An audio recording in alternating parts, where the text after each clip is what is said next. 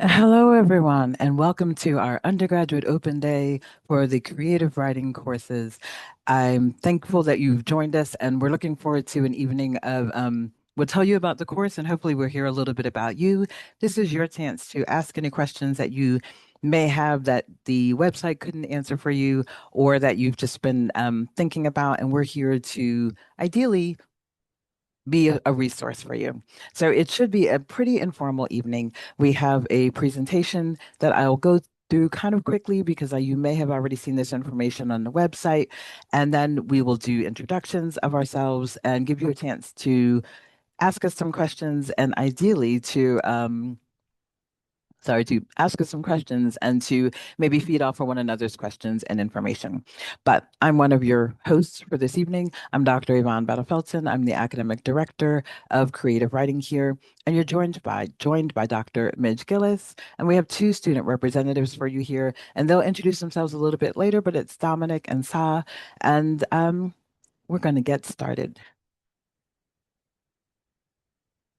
So tonight we'll be discussing four of our certificates and diplomas.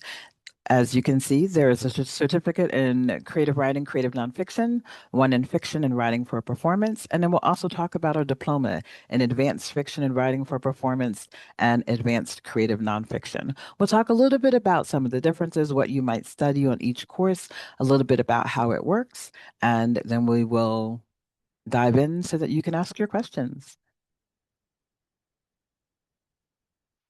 So, as you may know, we are the professional and continuing education. We are the University of Cambridge's largest and longest standing provider of part-time education. For 150 years, we've offered flexible, accessible, high-quality education to learners from all walks of life and at every stage of adult life. We believe that as life continues, so does learning. We operate independently from the Cambridge college and school system, and this unique position gives us access to Cambridge's academic knowledge and resources while allowing us freedom to uphold our core values of accessibility, sharing world-class education with our community of learners across the world. This vibrant global community of thousands of learners gather online and in person to learn from the best to achieve their lifelong learning goals. Whether they're studying purely for personal growth, returning to study and retraining after a long career break, or pursuing professional qualifications to advance their career, we're here for them.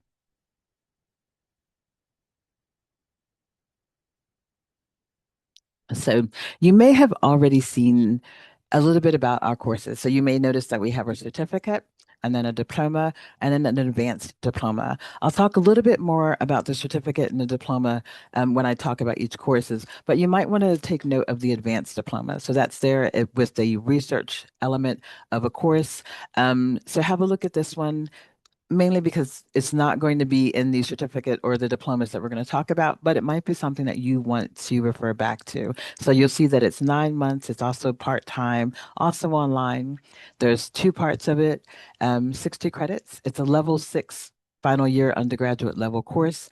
And then you'll also find the entry requirements are usually an undergraduate diploma or international equivalent. You can find more information on those on our website. A little bit about one of our courses. So this is the creative nonfiction, and this is a certificate. This might be your first port of entry into creative nonfiction. So creative nonfiction, it's one of my favorites, but I would say that I think a lot this evening. It's the art of writing true stories creatively. It's true storytelling. The certificate is taught and awarded at level 4. It's equivalent of a first year undergraduate level postgraduate. It attracts 60 credits, and the award is completed in one academic year. Each term, you'll focus on skills and techniques, different creative writing techniques to add to your toolkit, your writing repertoire. Each term is 9 weeks. Classes are one evening a week for 2 hours, and there are typically two Saturday day schools, which are 4 hours. Those will often include a 2 hour creative writing workshop, which is a chance for you to give and receive feedback on your creative writing to bring it from draft to something that you're happy to submit for an assessment. At the end of the term, you will submit a creative assignment on which you'll get feedback and a mark. You'll see the three terms and what we'll be studying each one. So in Michaelmas term, it's Introduction to Creative Nonfiction. Lent term, you'll be writing about place and really diving into the stories that are held in each place and how you might tell them. And then the Easter term, you'll focus on life writing.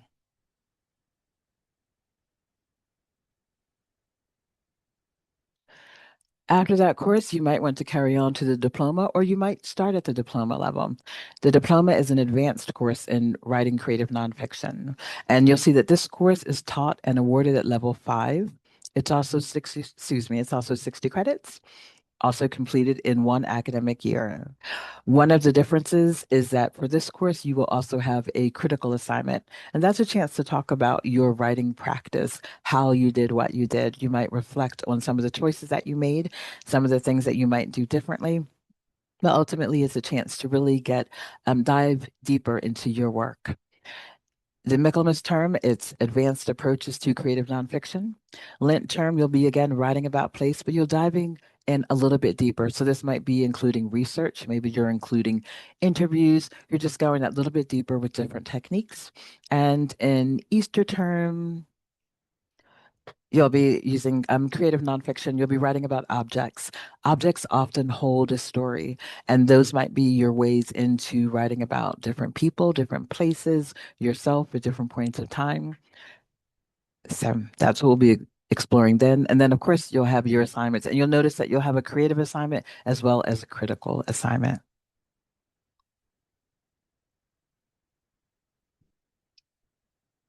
If you're interested in writing fiction and writing for a performance, well, we have a certificate and also a diploma. I write fiction, and so this is probably, I feel like all of the courses I'll go, this is my favorite. And I think that's probably true because I love learning and we love empowering people to tell their stories in the ways that they find most appropriate, but the way the story wants to be told. So this is a chance to dive into fiction techniques, and you'll be writing across short form, maybe flash fiction, short stories. You might be working on a novella, something longer, a novel, and you'll also write for the stage, screen, and more. The certificate, similar to the certificate in creative nonfiction, it's awarded at level 4, also 60 credits, completed in one academic year. Each term focuses on skills and techniques to develop your reading and creative writing. Again, the term is 9 weeks, one evening a week for 2 hours, plus 2 4-hour Saturday schools with creative writing workshops. And at the end of the term, you'll submit an assignment. Michaelmas term, Introduction to Creative Writing. And Lent term, you'll discover approaches and find approaches to write longer fiction. And then in Easter term, you'll be writing for performance.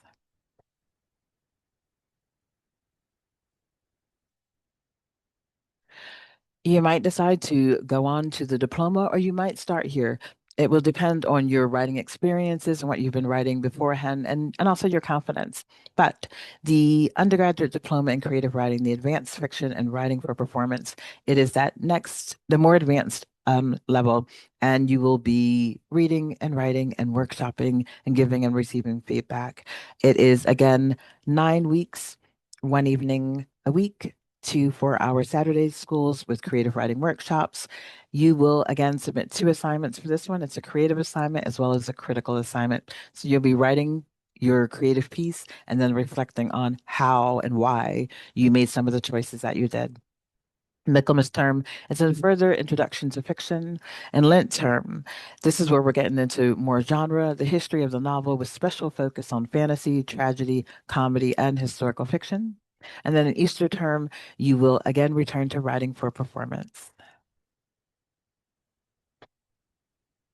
So if you are thinking about applying, there are some incentives to applying a little bit early. So it's PACE early enrollment benefit. You'll save 150 pounds by enrolling on a PACE undergraduate course before May 30th, 2026. The reward is issued as a refund after successful enrollment. It can be combined with other eligible concessions and bursaries, and early enrollers will receive access to a range of benefits, including opportunities to connect with peers, early access to the undergrad resource area on the VLE with study resources and subject introductions. The connecting with peers will be through early engagement activities, academic director talks, and selected bite-sized lectures, early access to University of Cambridge online library and a college library guide, free short online courses via partner organizations. So if you are thinking, should I do this now? This is a little bit incentive, something to help you make up your mind.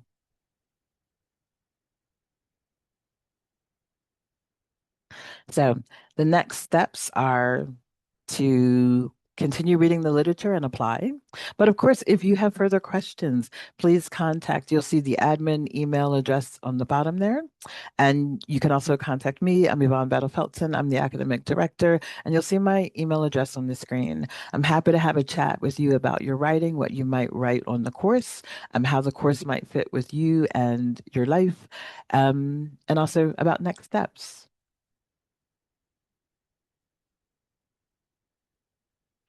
So if you have questions, now is your chance to ask them in our Q&A. We do have some that we were asked before, so if your question might be one of the ones that we discuss now. And again, if you have other ones, you can pop them into the Q&A. But you'll see that the application deadline is September 2nd, with the early enrollment deadline of May 30th. So I do encourage you to ask further questions. Quickly if you're considering applying, and maybe setting up a chat for a further discussion. But let's go through some of the questions that were asked. And also, you haven't had a chance yet to hear from Dom and Sa. And so, if it's okay, I'd like to invite you both to introduce yourselves, maybe tell us a little bit about what you're writing and what you study on the course. If it's okay, can we start with Sa? Yes, absolutely. Thanks, Yvonne.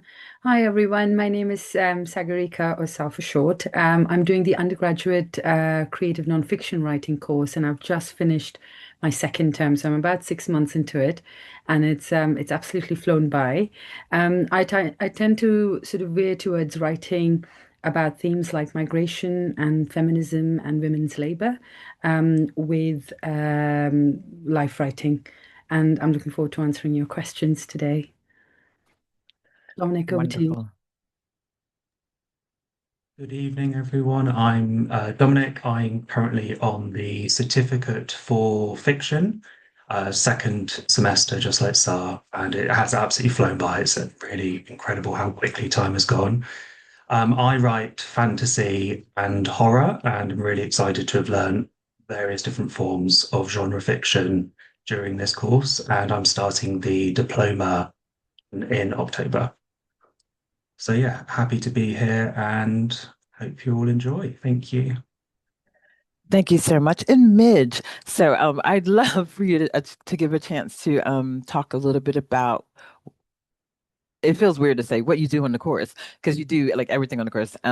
Midge is the former academic director, but also could you tell us about what you write, please? Yeah, so I write creative nonfiction. So I tend to write about women's historical stories. So I like trying to uncover stories that have been forgotten. So I truly believe that nonfiction can take all of the tools of fiction, such as description and drama, and turn it into a good story. But you've already got this good story there. You don't have to make it up. So that's what I like about nonfiction. Oh, wonderful. Thank you so much.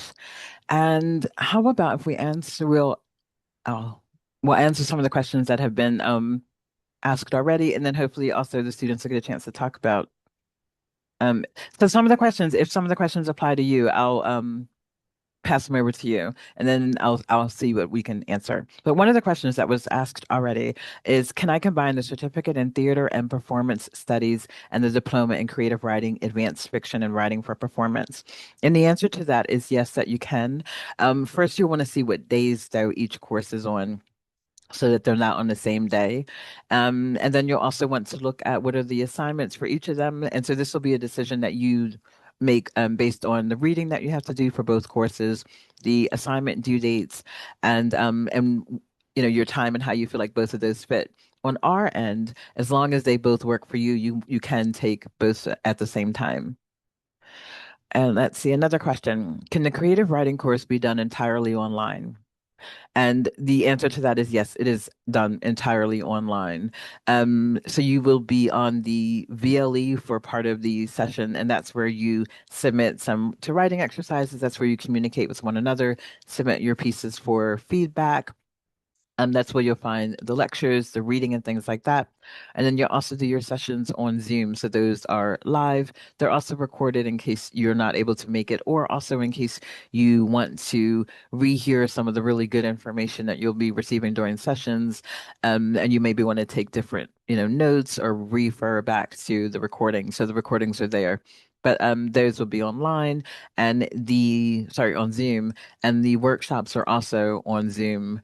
um, so hopefully that helps. So we, Sorry. sorry to interrupt. So the VLE is the virtual learning environment. So we've all got used to these kind of shorthand terms. So it's the kind of platform where all the information is, and it's where you can share your writing if you want to, and you can give feedback and you can get to know other people. And there are loads of brilliant resources there. So it'll access. I know Dominic, for example, has gone to lots of events because he happens to be able to get to Cambridge. So you are part of a much wider writing community as soon as you join one of these courses. Thank you so much. And let's see. Someone asks about, does the Writer Series program have accredited course curriculum? I'm not quite sure what you're asking there, but there is the course curriculum through the course guides. It is an accredited course. So that one you might want to email me just to clarify what you mean by that. But there was a question about, are the classes accessible outside of online interaction? And actually for this one, I'm going to ask Dominic to talk about how you engage with one another outside of the classes, please. Yeah, of course. It's been amazing. I really thought it'd be quite not lonely, but I thought I'd just be on my own, studying, see everyone in class, and then going on my own way. But the student forum on the VLE really helped us all just kind of communicate and build a community within our class structure. So we ended up speaking via WhatsApp groups and email threads. Um, and yeah, the sense of community was a lot stronger there than I would initially expected. And there's various, like Midge said, there's various other courses to attend. So you've got your weekly writing classes, that's all posted through the VLE, where you can meet other people from Cambridge on the PACE term to, I didn't expect to meet any of those people. So that level of community has really helped progress, see things differently, not miss any notifications put up, or just ask each other questions, either on the VLE or in our kind of like class groups. And that's been really good. Wonderful. Thank you so much. Sal, did you want to tell us a little bit about your experience of the virtual learning environment? Yeah, really, it's really cool because you can see everything that you're writing and that your peers are posting, and you can comment on them. You can provide feedback. That's where your professors provide feedback as well, and then you can then sort of split out and form friendships on the side with your peers whom you feel a particular connection with. And I think one of the useful things about the VLE is its transparency. It allows your writing to be out there, and even though it's nerve-wracking when you're putting up your first piece of writing, not knowing where it stands amongst other students' work, over a course of time, it's an incredible confidence-building exercise to be able to put your writing up, have it reviewed, where the review is also available to all other students to see. And I found that to be really, really valuable personally. Wonderful. Thank you so much. And then there's a question. It says, I have a B2 level in English validated by a Cambridge certificate, and I would like to know if it's problematic for creative writing.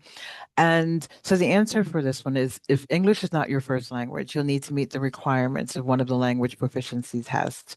You'll need to complete your test and submit the result to our admissions team by September 15, 2026.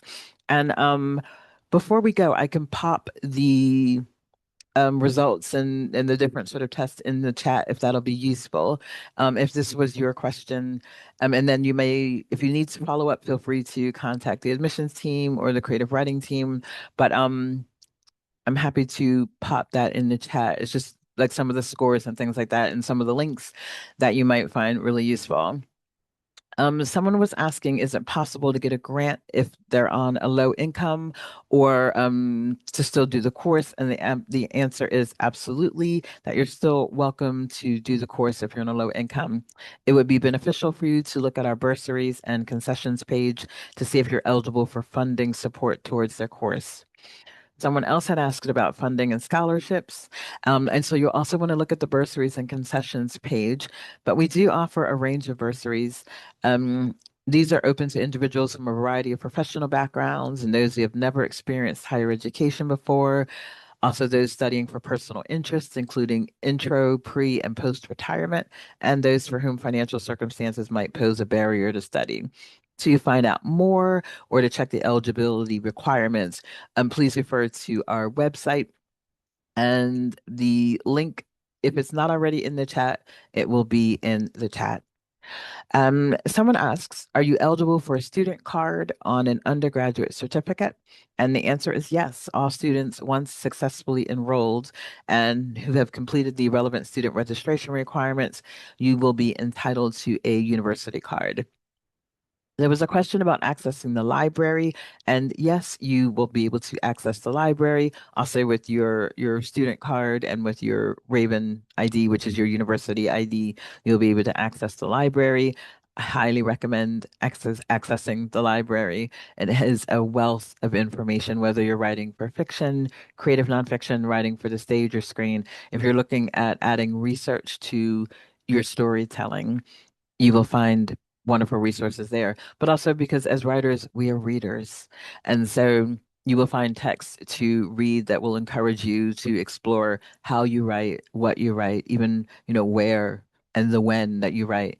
So, yes, the library is a resource that will be open to you. Let me see if we have. Someone said they'll be traveling on some dates during the term of the course and will miss some sessions. Please remember that the live sessions are recorded. And so if you are unable to make some of them, watch the recording, and in that way you can take notes, as you go through. You will have missed the questions part of it, so the ability to ask questions of either the lecturer or if we have a guest, but you can still find it, I think, really useful because you'll be taking notes, still doing the writing exercises, still doing any reading. If you miss workshops, you are encouraged to still provide feedback to your peers, and then that way they can provide feedback to you. As a community, we grow together when we are like learning together from and with each other. Let's see. I should pop in the chat or look in the Q&A and see if there's any questions right now. Um, Emily, thank you for your question. Um, you ask, is there a limit to the number of applications accepted for the diploma and certificate programs? It's a great question. We don't necessarily review applications with a number in mind. So I don't go, oh, I've read um 11 applications and there's no more yeses like for me. Um, so please don't worry about that. It's not competitive. We do review, it's not competitive in the way that we do review them as they come in. So as an application comes in, I review it, and often make a decision right there as long as I have the materials. So that might include the writing sample, the personal statement, and things like that. Um, so I guess with that in mind, you do want to get it in as soon as you're thinking about applying. But there are typically um, I think no, right now, currently under the current model, there's no more than, I'm going to say 23, 25 students. If we were to get more than that, we would either try to consider the way that we're teaching it, and but it could be that maybe there's a waiting list after that. So I hope that answers your question. And I guess the other answer is to maybe get your application in as soon as you're thinking about it. But we do read them as long as they come in. Yvonne, could I add, it might also be worth knowing that when we do workshopping, we split into much smaller groups. So I wouldn't want you to think that we're workshopping in a huge group. It's generally Mm. probably about 5 people in a group, and they move around. So there are different kind of sizes for the different elements of the course. Thank you, Midge. You're right. Let's see. Michelle asks, online learning would be very convenient for me, but would there be some regular face-to-face interaction with the lecturer and perhaps peers online for feedback? And yes, so those would be, well, one during the sessions, your taught sessions would be, unless you mean face-to-face offline, um, and perhaps peers online for feedback. Okay, so I'm going to answer it as if online. So yes, your the sessions, the 2 hour sessions are online, face to face with your lecturer and your peers, and so you're all reading and discussing in real time, and also the feedback for the workshops. As Mitch was saying, you'll be in small groups, and in that small group, before that, you will have read each other's work, prepared your responses to it, and then that way you can come to the workshop ready and able to talk about the work that you've read. But I'm going to ask Sa and Dominic, could you tell us a little bit about your workshop experience, please? Yeah, I've been in 4 workshops now, two in Michaelmas and two in the most recent term, and they were all. It's a really full day, and we start off with 2 hours of having a guest lecturer talking to us about a relevant theme from the term that we are studying, and then 2 hours of workshopping with our peers. And we submit our writing a few days before, precisely as Yvonne said, so that everybody has time to read each other's pieces, prepare their feedback, and come in. And what's also really useful and important is that our tutors walk us through how to provide constructive feedback at the start of the workshop, which is really, really handy, just so as to not discourage anyone and make sure that it is an enabling environment every time feedback is received. There is actually the for an online course, there is a remarkable amount of face-to-face interaction on this program with the way it's designed. Actually, I was very surprised. Thank you. Dominic, did you want to add anything about your workshop experience? Yeah, I think Saar did a great job. So that's going to be hard to follow, but just to kind of reiterate how it does feel face to face, and that really surprised me. We've just had our third workshop over the 2 semesters, and it's so interesting seeing how the workshopping develops time on time. And I was really nervous my first one. I didn't really know what to expect. I've never done online learning before. So that experience was so wholesome to have been kind of had my hand held through that. And as Mitch said, you get split up into smaller groups. You have some guest lecturers that then take you off into your own little Zoom rooms.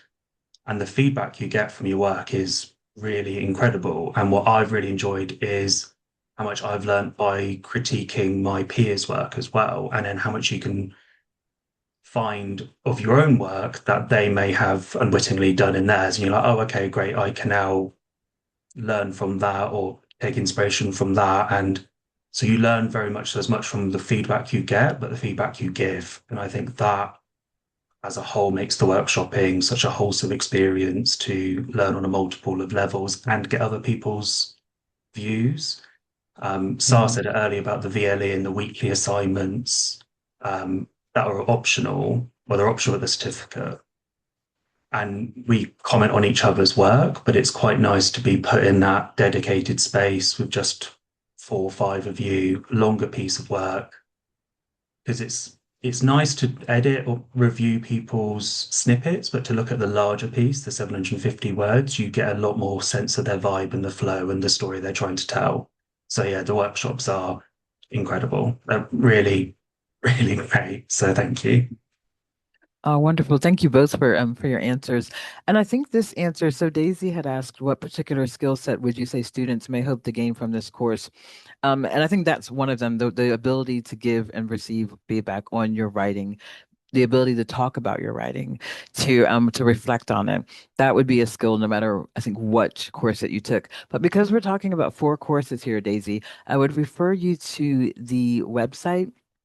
Each course will tell you the learning outcomes and also the transferable skills. So in general, of course, I would say studying, reading deeply, reading as a writer, writing and thinking about who your target audience is, thinking about how you use techniques to develop your storytelling. All of those are skills that I would hope that you would learn, and the ability to be part of a writing community.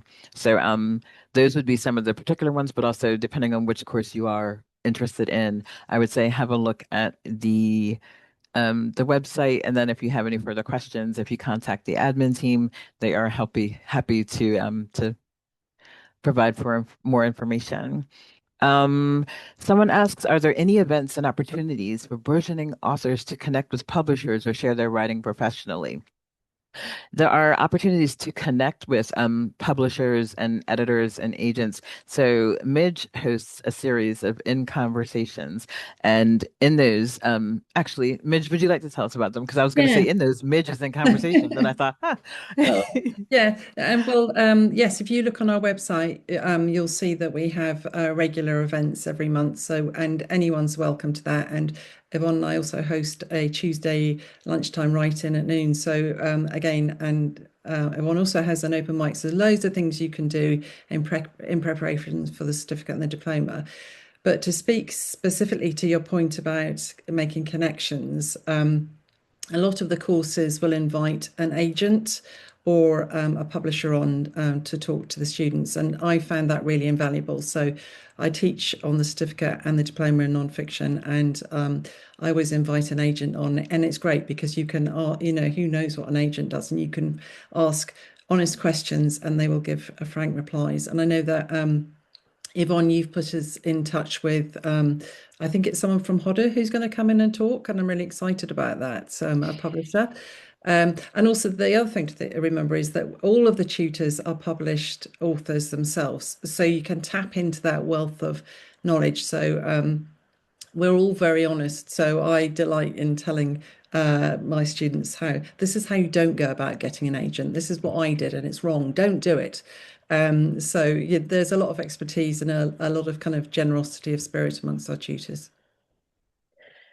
Thank you. I think that's all wonderful. You're right.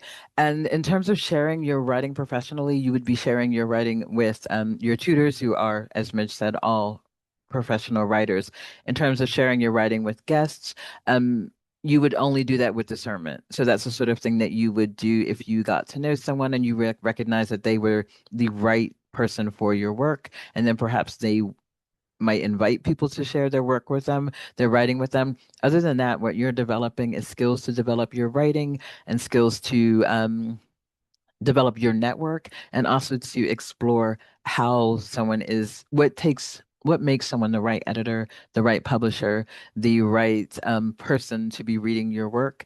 And then ideally, you start making a list of those things that you're looking for professionally, and then you develop a network. So it might not be that you met this person on this course, but now you know how to approach this other person who is actually the person who publishes what it is that you write. So hopefully that has answered your question. And could taking an online course potentially help progress a mature student to a full-time course at Cambridge? In terms of the skills that you will have acquired of being a student, those things would be the things that would progress you. But let me see if that might not be quite what you're asking. I may have. I mean, we have, if you don't mind me jumping in, we have had a at least one student I can think of in English Lit who was a mature student and went on to do a full degree at Cambridge. I mean, obviously it's very competitive anyway, but it is possible. And also, a lot of people want people who want to think about a master's have progressed from the certificate or the diploma onto our part-time masters as well, or masters in other universities. So there is a clear route of progression if that's what you're interested in. And also progressing from the part-time master's to a PhD program. So some students have applied to that. And then also in general, our undergraduate certificates, diplomas, and advanced diplomas are University of Cambridge qualifications, but whether they're accepted for postgraduate or other course admissions elsewhere in a university is decided on a case-by-case basis by each faculty or department. That's not by PACE. But if you're considering other study or postgraduate study, we would advise you to contact that faculty or department's admission team and ask if your exact qualification would meet their requirements. So I hope that that also answers your question.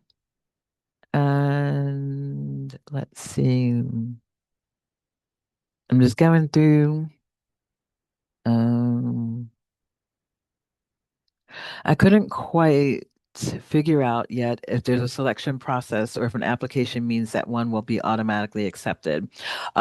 Great question. And no, it does not mean that someone would be automatically accepted. We do review the applications, and I mean, I really enjoy reading the writing samples and the personal statements, and that's how you decide if it's the whole application package is how we decide who is offered a place on which course. So if you're thinking about your application, please do submit your writing sample.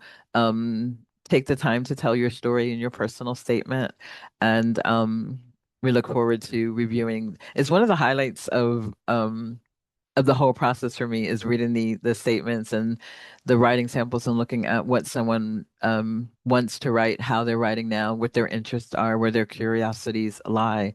So I hope that answers your question. And if you'd like to follow up question, then please send us more information about that. Um,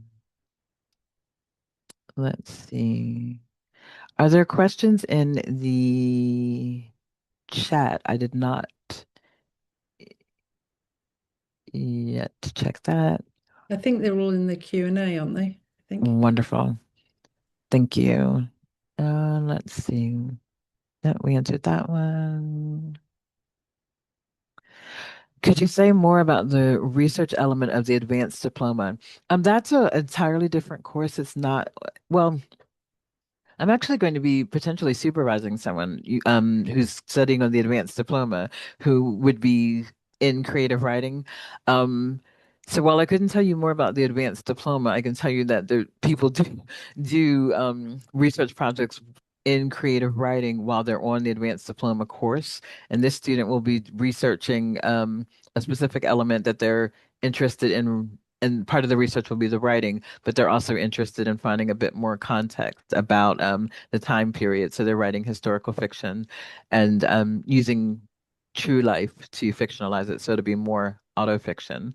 But Midge, were you going to say something? Well, I was just going to say that I think the focus, as you've just said, is on kind of research tools. So you'll be with people from other disciplines, which is really interesting. But you can, if creative writing is thing you want to concentrate on, you can end up writing a big piece of creative writing and to be supervised in that as well. So I think it's really fascinating because it can take something that you're really interested in, but you'll have the chance to meet people from quite different disciplines, which is quite unusual in life, isn't it? So I think it will help you to connect and see connections that you might not if you were just doing creative writing. Mm, thank you. There's a question here about and I'm going to say, so it says, what is the difference in content between these courses and the first part of a full undergraduate degree? Um, I would say that 100% depends on like each university, and each course in that university has different things that they do. So it'll have different requirements, different activities, different outcomes, and learning expectations. So if you are comparing this course with another course, I would say you'll have to look side by side. Um, and you'll see like what is it that you're looking for, which one has what. Um, but we do have the first and second, so it's kind of level 4, level 5. So for level 6, you would have to, if you're looking at doing a BA, you would have to study elsewhere for level 6. We do have an arrangement with Open University, and that they accept our students, and then you can finish level 6 there and work on to a bachelor's. You would have to check with different universities if that's what you were interested in, to see if they what they accept and how they accept it, and what degree you could do next. But that's completely, each university has their own response to that. So I hope that answers your question. Are there any additional courses or resources online that you would recommend accessing alongside studying? I would definitely recommend Midge's In Conversation series. You find so much information by listening to other writers and editors and publishers talk about their writing path. As Midge was saying about being really honest, I feel that they're honest and also generous, because people talk about what worked, but also what didn't work. I highly recommend.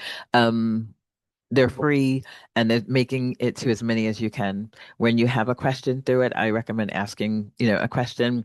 There are lots of online events that you can attend. Depending on like when and where you are, maybe you attend them live or maybe you attend them recorded, but I highly recommend attending events. Being a part of a literary community, you learn how you want to operate as a writer, how you want to move in those spaces, and also how you want to engage with people and how they get to engage with you. It also helps you to see like, how is an agent responding to other people? How is this editor responding to other people and this publisher? Maybe that's someone you want to work with in the future, or maybe you decide that no, because of this, you don't want to work with them. I highly recommend being involved with your local library, with the university's library. They will have events, guides on doing research and citing information, but also opportunities to maybe try something different in your writing. They might have a workshop that maybe you hadn't intended to try something and you have a chance to do it. So saying as many yeses as you possibly can would be a great way to further develop as a writer and as a reader. Um, those would be oh, of course, coming to our writing lunch and to the open mic. But that would be what I would say is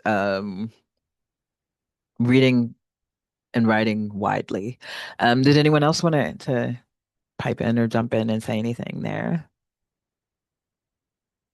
Midge, Saw, Dominic. Well, I think we're constantly kind of reminding you what's on offer. So at certain points in the term, there's a chance to join a seminar about academic writing if you feel you need a bit more help on that, or if you want to interpret the feedback you got from your essays. So there is, yeah, and as Yvonne said, the University Library is an amazing resource, and both of us have gone on to that. Is it very popular book club? And talked Yes. about a book that we both really loved. And I think that's a fantastic resource because the books that they choose are very aren't the kind of obvious ones, and they invite people who know about a particular area to talk about a book that they have really enjoyed. And again, it's a different way of seeing words and reading. And I think, as Yvonne has said, all of these courses and being a good writer are about being a good reader as well. So we kind of that's something we emphasize in these courses too. Thank you. And there's a question. I wish I had a little more information. They said, is there part of the classic Cambridge student experience that students may also participate in? And I'm curious, I'd love to know more about what they mean. But Midge, I see that you sat up, so I feel But like you have yeah, an well, I've idea. been thinking about that because I was thinking, because I think there is a Tiddlywinks club in Cambridge, and I'm wondering whether they would accept a part-time student on that. And I wonder what the rules are. And I bet if you came along and said, "Actually, I'm the world champion Tiddlywinks," they'd say, "We'll see you next week." So I think Cambridge is a very open place. It might not always see that, but if you ask, you will probably get the answer will probably be yes. So, and one of the wonderful things is that there are so many experts in Cambridge that if you email, and I hope doing a course like this would give you the confidence to do this, if you email and say, I've got this question in my plot, I need to know about poison in the 19th century, they would probably say, well, tell me a bit more why you want to know that. But then they would help you. So I think we would always say, we're here to share knowledge, and everyone in Cambridge is here to share knowledge. But I don't know I about the think wings. maybe we'll have to look into the tiddlywinks. But I think you're right because I know I got an email from a colleague and they were inviting students to come to a session where they were actually going to be if depending on when they submitted, they could get feedback from I don't remember who the author was, but they were going to get feedback and it was like a group workshop or Yes, I something. think Dominic, you went to it, didn't you? One of those group where someone brings their work and it's on the screen and the person analyzes how the feedback has been given. Yeah, I was actually about to mention that and say, like, I'm very fortunate that I live 4.5 hours drive from Cambridge. But the fact that I was able to sign up and be a part of, so I did the masterclass and then an in conversation with Louise Kennedy and her agent, and two very different events, one week after the other. The masterclass was incredible. They, like you said, you were able to submit some work to be reviewed, and three people's work were reviewed. No, two people's work were reviewed in front of everyone Mm. in a really authentic manner. And I was really nervous going to those events, thinking I'm going to stick out like a sore thumb with all of the other Cambridge students. And honestly, I felt so welcomed and I didn't stick out at all. And I felt so comfortable. And then some of the students from the first masterclass were at the in conversation the second week, and it just felt really nice. I don't know what a classic student, Cambridge student would be, but that for me felt very proper and really nice that a virtual course had that overlap and that potentiality to be able to do that. So it's definitely worth the drive and everything. Yeah, so that was really good. I'm so glad you went. Sorry, go ahead. Sorry, just to add to that, Dominic, I was there for the Richard Beard and Ali Smith public edit as well. And I think a pretty unique but quintessential Cambridge experience would be to listen to two amazing people talk and then go to the tutor's study and have a glass of wine with them. So thank you for defining a quintessential Cambridge experience for me. But I'm also really glad that you've had it. And I remember when the colleague who did invite students to come and we were asking, is it okay if like all of our students and his answer was yes, like everyone was welcome. So I'm also really glad that you felt really welcome there. So that's wonderful. Um okay. So someone said that was me. So they meant like clubs being part of college activities, days, celebrations, dinners, or get-togethers, those kind of things. Um, I know that, which kind of ties into one of the questions that someone said, are there opportunities to contribute to anthologies? I know that a group of students did create an anthology. Um, and one of them edited it, was the editor for it. They submitted it, they worked together, they collaborated on it, they published it, and they came to Mattingly Hall and did a book launch of it. So that might be, I guess, a way to answer both questions. And then in terms of other clubs and activities, definitely other activities you could join, days and celebrations. There are the alumni dinners. The alumni festival is open to everyone. You can you sign up and then you can go to a variety of events. We host some of the events, and then there's also other, courses that host events as well. There were dinners at the hall. I'm not sure if we're still doing the dinners. Are we? I haven't heard of any recently, but I was just thinking we have the welcome tea, don't we? And we have the graduation event, which is a really special event. Love that with speeches, and it feels very special and it celebrates all the hard work that everyone's put into in the course of the year. Wonderful. Thank you so much. And then, would it be possible to do two courses at once? Yes, but similar to the other the person's question about doing the theater course, you'll want to make sure that that you can make both. So have a look and see what evenings they both are, what weekends the workshops are, and then you'll want to look at the reading lists and the assignments and just make sure that both of them fit into your schedule. And as long as they fit into your schedule, we typically don't have a problem with it. So please do, look first and see how they work for you. And I hope that answers your question. Um, are there opportunities? So, Michelle, the opportunity to submit to that, to contribute to that anthology, that was a student-led anthology. In terms of our own anthology, we don't have an anthology, but you are encouraged to write and to be looking at publications that you might want to submit to. So have a think about the ones that you already read, and where you'd like to submit your work. Where would you like your work to sit, beside? And then that would be how you find different anthologies or different publications to submit to. Um, Um, Sorry, I sorry, go was ahead, just going to Mitch. say that there are quite a few student-led anthologies within the university which you could submit to as well. So there are lots of other opportunities there. Wonderful, thank you.